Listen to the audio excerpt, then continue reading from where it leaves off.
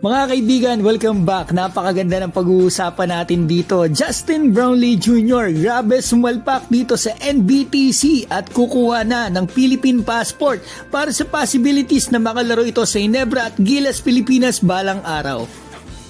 Simulan po natin dito kasi madami ang hindi nakakaalam. Ang anak po ng ating naturalized na si Justin Brownlee ay nandito ngayon sa Pilipinas dahil naglalaro po siya dito sa NBTC U14. Grabe ang tangkad na rin ng batang to.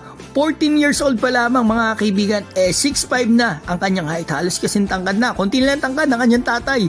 Sigurado baka this year or next year mas matangkad pa siya kay Brownlee. Na-interview po pala ang mag-ama kagabi. Natanong si JB about sa paglalaro ng kanyang anak sa Gilas at eto po ang sagot niya. It would be special for him to play for Ginebra and Gilas. And It would be special. I think his dreams first. He want to make the NBA.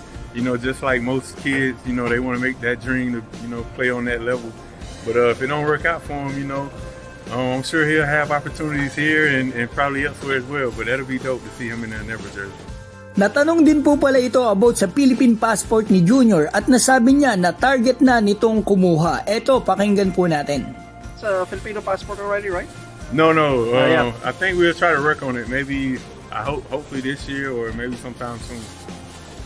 Gusto ko rin po sanang madinig nyo yung sinabi ni Joe Debats about dito kasi siya po ang coach ni Brownlee Jr. sa NBTC. You think the future is good, maybe for both of them, maybe Gilas? Yeah, Gilas for sure. Gilas, I'm hoping that they'll have the opportunity to play for Gilas, but we'll see though.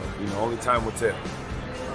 So talagang unti-unti nang nabibuild up ang Gilas at Brownlee Jr. sa hinaharap. Napakalaki talaga po ng chance na makalaro ito sa Gilas one day bilang naturalized man o malay natin maging local pa. Inform ko lang din po pala kayong may game po si Brownlee Jr. sa Sunday Championship po ng NBTC U14 at ito po yung nakita kong highlights niya. One game highlights na lang po ito dito sa NBTC para makita nyo naman kung gaano na talaga kahusay at ka-athletic ang batang to sa edad niya. Mga kaibigan, mamaw na sa 14 years old.